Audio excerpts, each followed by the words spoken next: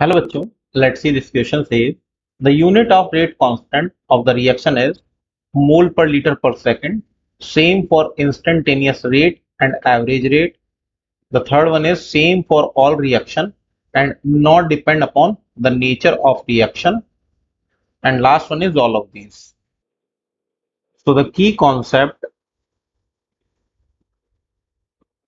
for this question is rate of reaction. Rate of reaction को बोला जाता है concentration, change in concentration with respect to time. तो आप यहां से अगर रेट लिखें तो rate is equal to positive sign change in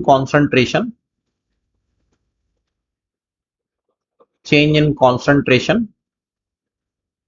divided by with respect to time बोल सकते हैं, यानी कि time taken for change. Time taken for change.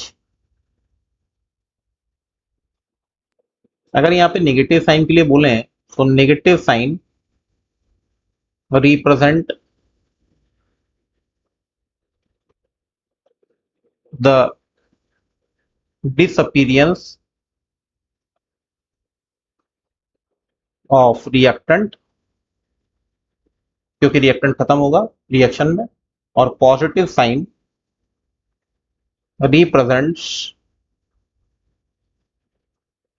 the appearance of product, क्योंकि प्रोडक्ट बनेगा. तो आप दोनों के लिए से बता सकते हैं. अगर हम लोग यहां से ऑप्शन चेक करने पाए सबसे पहले, तो पहले सबसे पहले बात करें तो रेट के लिए हम लोगों ने लिखा रेट की यूनिट फाइंड आउट कर रहे हैं.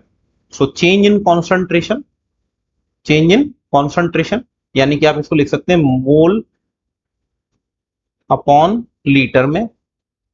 And time taken for change आपका सेकंड में भी हो सकता है और आपका आर में भी हो सकता है, मिनट में भी हो सकता है. तो आप नीचे टाइम ही लिख दीजिए, या चाहें तो आप इसको सेकंड भी लिख सकते हैं.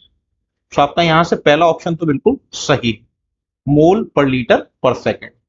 नेक्स्ट है same for instantaneous and average rate. तो ये बिल्कुल सही बात है, तो फर्स्ट ऑप्शन आपका बिल्कुल सही है. तो अगर इंस्टेंटेनियस और एवरेज रेट की बात करें तो ये दोनों के लिए जो है रेट क्या रहेगी, सिमिलर ही रहने वाली है. रेट की यूनिट कोई चेंज नहीं होगी.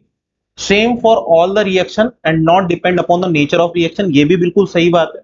किसी भी रिएक्शन के लिए रेट की यूनिट चेंज नहीं हो सकती.